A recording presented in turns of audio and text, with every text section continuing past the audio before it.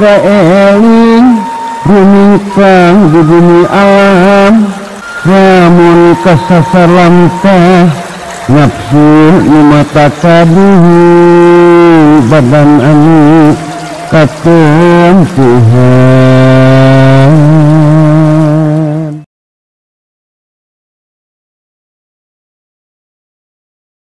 Matlabul arifin minallah asyidku bil ubudiyah wal qiyamu bihukukir rububiyah. Ari anu disupri ti Gusti Allah ku jama-jama anu makrifat ka Gusti Allah nyaeta bener dina pangabdian jeung negakeun hak-hak kapangeranan.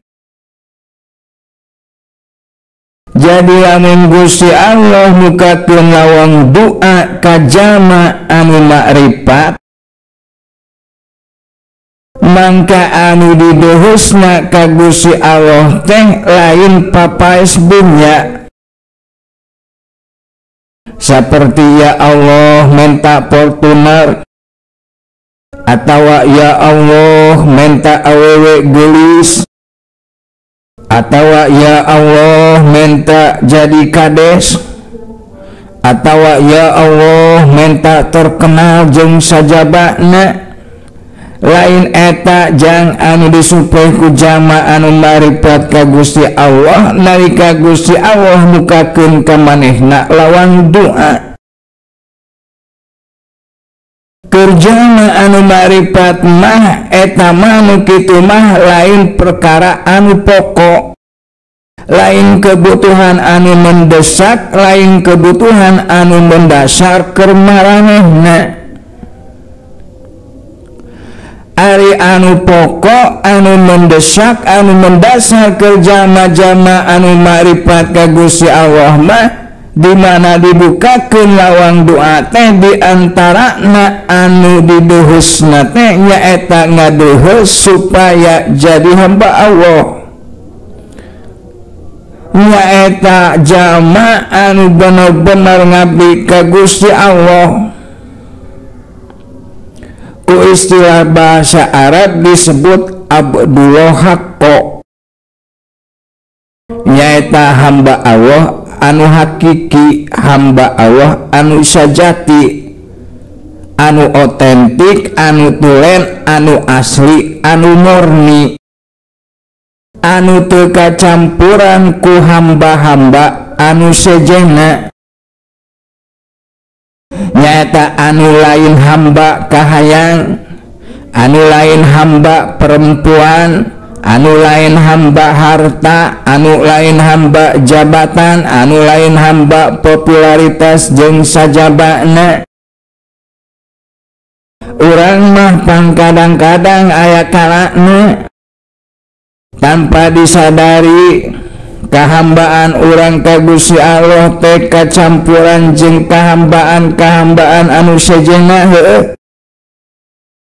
Kadang-kadang jadi hamba Allah, kadang-kadang jadi hamba kahayang. Aya kalana leuwih taat ka Gusti Allah, aya oge kalana leuwih taat kana kahayang. Aya kalana ninggalkeun Gusti Allah demi kahayang jeung aya kalana ninggalkeun kahayang demi Gusti Allah. Lamun urang masih kene saperti kitu teh ngandung harti urang teh anu sabenerna mah can jadi Abdullah Haqqo, artina can jadi hamba Allah anu hakiki, anu bener, anu sabenerna. Sabab ari hamba Allah anu sajati mah nyaeta hanya patuh, hanya taat ka Gusti Allah, teu taat salian ka Gusti Allah. Ngan meunang taat ka salian Gusti Allah dengan catatan atawa dengan syarat atas perintah dan ridho Gusti Allah. Contohna taat ka Rasul, taat ka ulil amri, taat ka indung bapa dina urusan-urusan anu benar, dina urusan-urusan anu alus cek hukum-hukumna Gusti Allah. Ta eta mah kaasup kana parentah Allah jeung kaasup kana kataatan anu dipikaridho ku Gusti Allah. Jadi teu kaasup kana ngahamba ka manusia. Artina tengotoran kana kamurnian kahambaan ente ka Gusti Allah, sabab eta mah kaasup kana perkara anu diparentahkeun jeung dipikaridho ku Gusti Allah. Nah eta anu kahiji nyata anu disuprihna teh sidqo bil ubudiyah, nyaeta supaya bener dina pangabdianana. Nu kaduana nyaeta supaya bisa menegakkan atau menunaikan hak-hak Gusti Allah anu aya dina dirina. Ari hak-hak Gusti Allah anu aya dina diri manusia, contohna Gusti Allah berhak untuk dicintai. Naon sababna? Di antara sababna nyaeta sabab Gusti Allah tegas maparinkeun ka manusia berbagai macam kealusan jeung berbagai macam nikmat anu jumlahna kacida lobana jeung terus menerus. Contoh, ente geus sabaraha tahun menghirup udara? Geus puluhan tahun heuh. Ta udara anu dihirup ku ente teh eta teh meunang Gusti Allah. Hartina eta teh nikmat jeung kahadean ti Gusti Allah ka diri ente.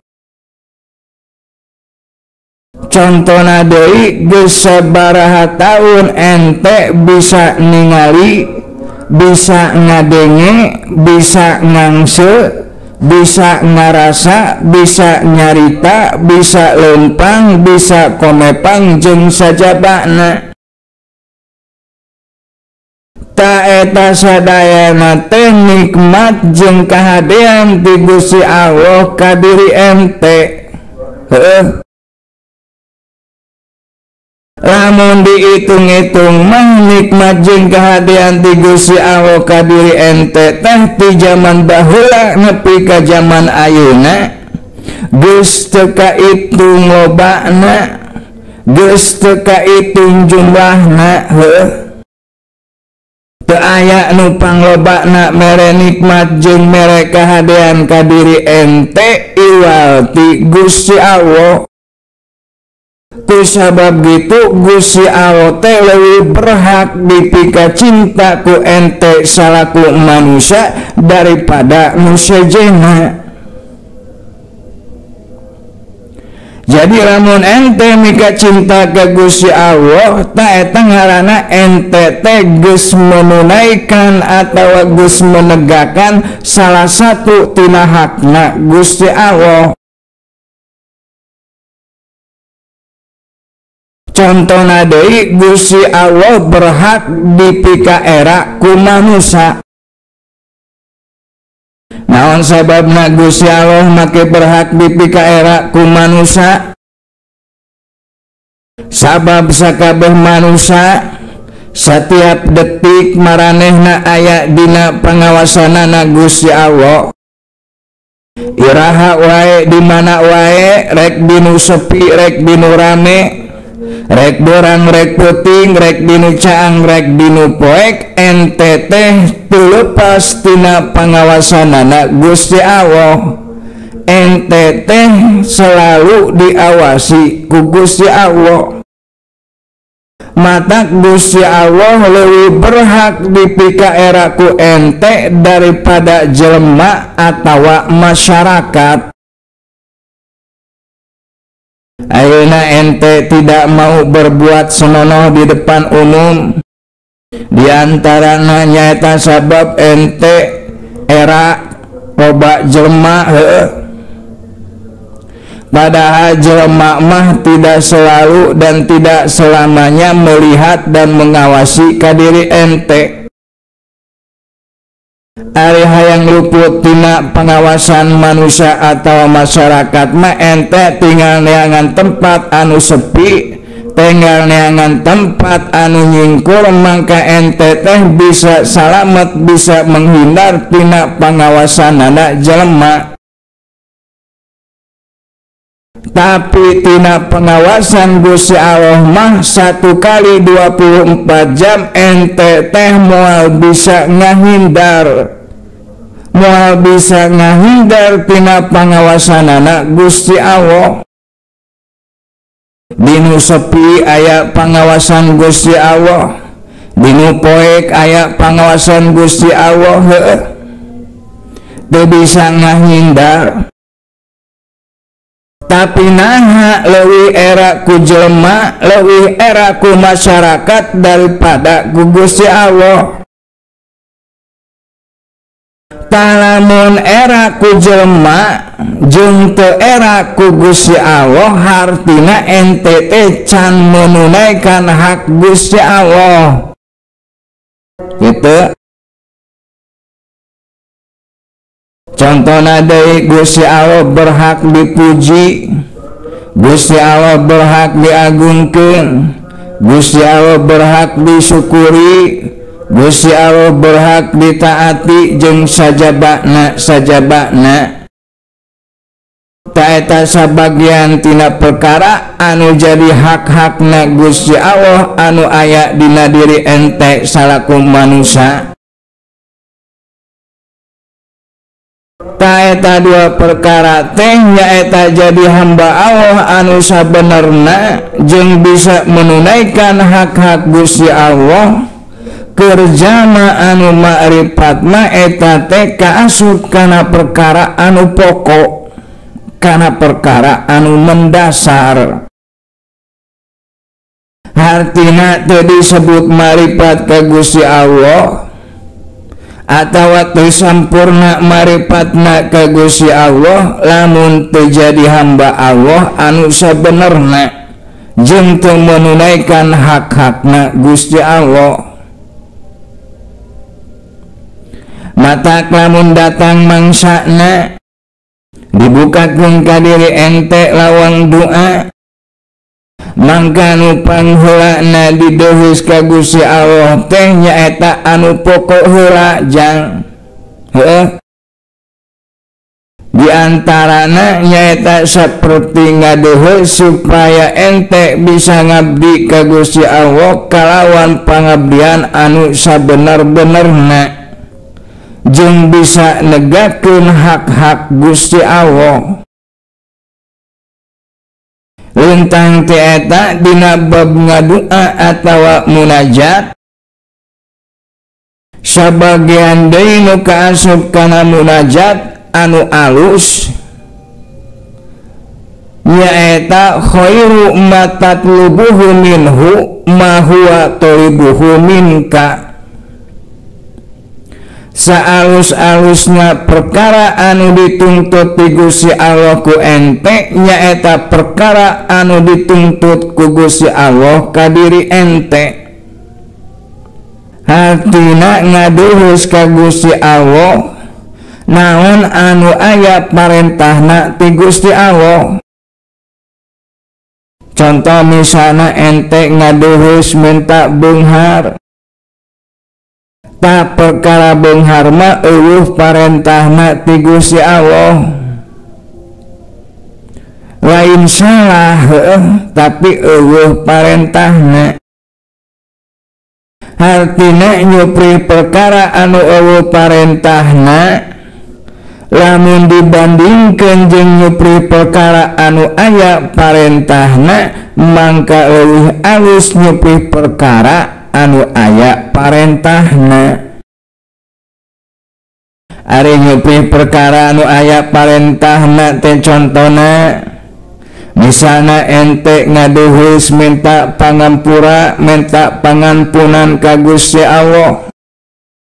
tamenta pengampunan mah aya parentahna ti Gusti Allah. Gusti Allah geus marentahkeun ka jalma-jalma anu ariman supaya tarobat. Ari tobat teh salah satu unsurna diantarana nyaeta ngadoa mohon pengampunan. Jadi nyuprih kana perkara anu aya parentahna ti Gusti Allah eta kaasup kana khairud doa, nyaeta doa anu alus. Sedengkeun ari nyuprih supaya jadi hamba Allah anu sidik jeung bisa negakeun hak-hak Allah eta kaasup kana afdhalud doa, nyaeta doa anu utama. Kitu.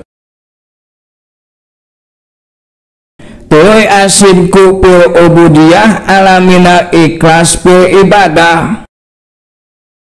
Ari jalma anu sidik dina ubudiyah eta leuwih luhur darajatna daripada jalma anu ikhlas dina ibadah. Naon sababna? Sabab pakulu sidkin ikhlas walaisa kulu ikhlas sidkun.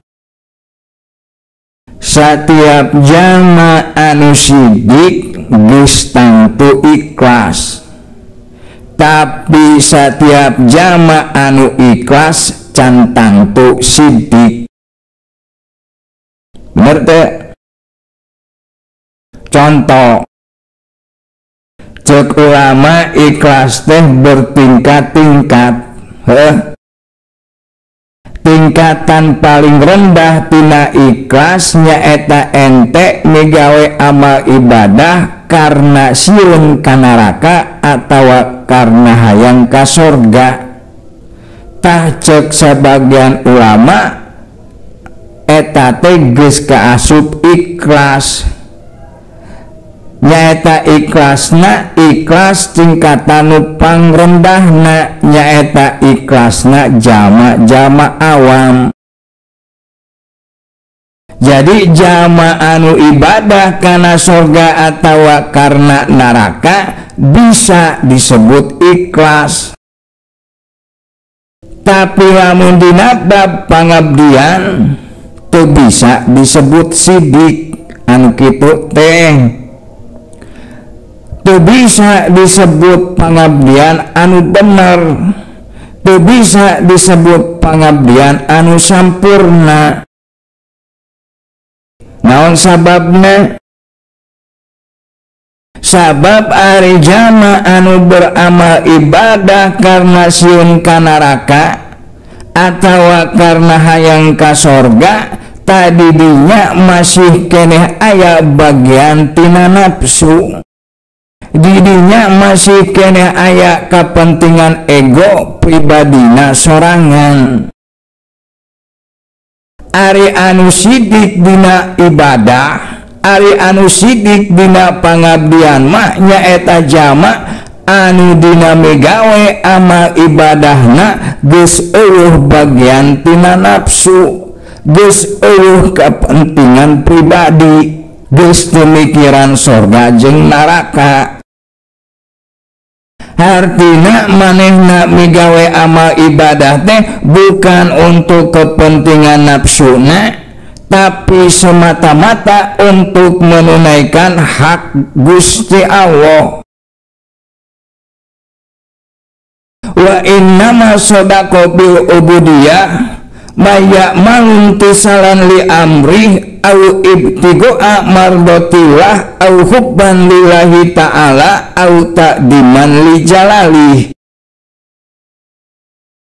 Ari jalma anu sidik dina pangabdianana nyaeta jalma anu migawe amal ibadah semata-mata untuk menjunjung tinggi perintah Gusti Allah, atawa semata-mata untuk mencapai keridhaan Gusti Allah, atawa semata-mata karena cinta ke Gusti Allah, atawa samata-mata ngagungkeun ka Gusti Allah.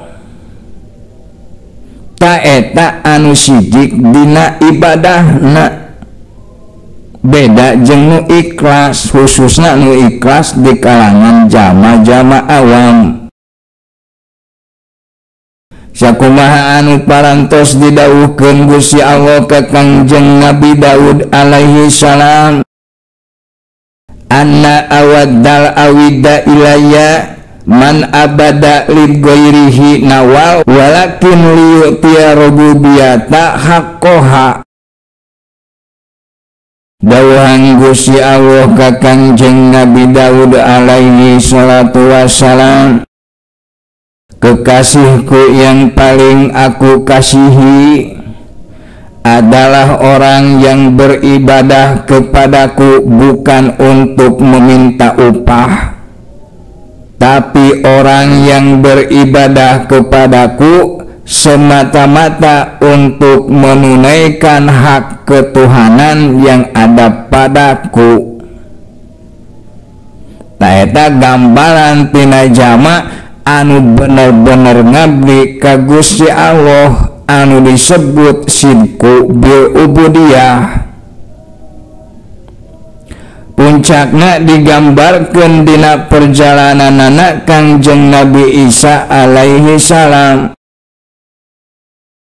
Hiji mangsa Kangjeng Nabi Isa alaihi salam anjeunna berjalan melewati tempat-tempat para ahli ibadah. Di tempat anu pertama Kangjeng Nabi Isa alaihi salam panggih jeung sakelompok jama anu awakna baregung balas ibadah. Ditanya ku Kangjeng Nabi Isa, kunaon nepi ka baregung kieu? Cek maranehna, sabab kami hanya sibuk beribadah. Cek Nabi Isa, naha make sibuk-sibuk teuing ibadah? Cek maranehna, sabab kami sieun ka neraka. Tuluy cek Nabi Isa, makhlukon hiptun, anu dipikasieun ku aranjeun teh makhluk. Tuluy Nabi Isa ninggalkeun eta kelompok anu aribadah karna sieun ka makhluk.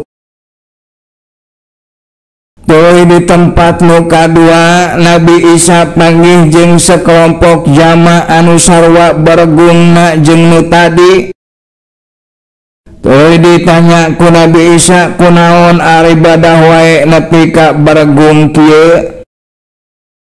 Cek maranehna, sabab kami hayang ka sorga. Cek Nabi Isa, makhlukon rojautun, anu dipikahayang ku aranjeun teh makhluk. Tuluy Nabi Isa ninggalkeun eta kelompok jama anu aribadah karena hayang ka makhluk. Tuluy Kangjeng Nabi Isa nepi kana tempat nu katilu. Di tempat nu katilu Kangjeng Nabi Isa panggih jeung sakelompok jama ahli ibadah anu sarua baregungna. Tuluy ditanya ku Kangjeng Nabi Isa, naha meuni getol-getol teuing aribadah teh nepi ka baregung kieu? Cek maranehna, na'buduhu hubban lahu wa ta'diman li jalali. Kami bebeakan ibadah ka Gusti Allah teh karena kami cinta ka Gusti Allah jeung takdim ngagungkeun ka Gusti Allah. Tuluy cek Nabi Isa, antum auliyaullah. Lamun kitu mah berarti aranjeun anu disebut wali-walina Gusti Allah. Haqqan ma'akum umirtu an ukim. Kaula diparentahkeun ku Gusti Allah untuk tinggal bersama aranjeun nyaeta jama-jama anu bener-bener ngabdi ka Gusti Allah. Akhirna Kangjeng Nabi Isa alaihi salam teh bergabungna lain jeung kelompok anu kahiji lain jeung kelompok anu kadua, tapi bergabung jeung kelompok anu katilu nyaeta anu aribada ka Gusti Allah lain karena sieun ka neraka, lain karena hayang ka sorga, tapi karena cinta jeung takdim ka Gusti Allah. Jadi ari jama-jama anu maripat ka Gusti Allah mah nyaeta anu pada akhirna jadi wali-wali na Gusti Allah teh nyaeta aranjeuna anu saruhut dina ibadahna, anu saroson-soson dina ibadahna, anu garto dina ibadahna, anu istiqomah dina aribadahna, tapi lain karena neraka, lain karena sorga, lain karena dunia, lain karena akhirat, tapi karena cinta jeung takdim ka Gusti Allah. Itu tak kusabab gitu lamun ente erek ittiba, erek mengikuti jejak lampahna para wali jeung para nabi, erek jadi wali litorikil aulia wal anbiya, mangka turutan ku ente kelompok nu katilu. Geraniatan dina diri ente yen ente migawe ubudiyah teh lain karena makhluk, lain karena sieun ku makhluk, lain karena hayang ka makhluk, tapi karena cinta jeung takdim ka Gusti Allah. Taetalah salah satu puncakna ibadah anu menyebabkan jama-jama anu marigawena diangkat jadi wali-walina Gusti Allah. Gitu. Matak supaya tumbuh cinta ka Gusti Allah, carana salah satu diantarana nyaeta inget-inget ku ente kahadian-kahadian jeung nikmat-nikmat Gusti Allah anu dipaparinkeun ka ente. Sebab cek dawuhan Kangjeng Nabi Muhammad alaihi wassalatu wassalam, jubilatil qulub al-hubbi man ahsana ilaiha. Tabiatna hate manusia nyaeta mika cinta kasaha anu berbuat baik ka manehna. Hartina hate ente geus didesain ku Gusti Allah subhanahu wa ta'ala secara fitrah, secara naluriah, secara alamiah akan mencintai siapa yang berbuat baik ke diri ente. Tak ada pikiran ku ente dipikir dibolak-balik saha anu panglobana berbuat baik ke diri ente. Anu panglobana berbuat baik ka diri ente teh teu aya duana ngan hiji-hijina nyaeta Gusti Allah subhanahu wa ta'ala. Matak prak gerapi ka cinta Gusti Allah ku cara ngalanggengkeun amal-amal ubudiyah.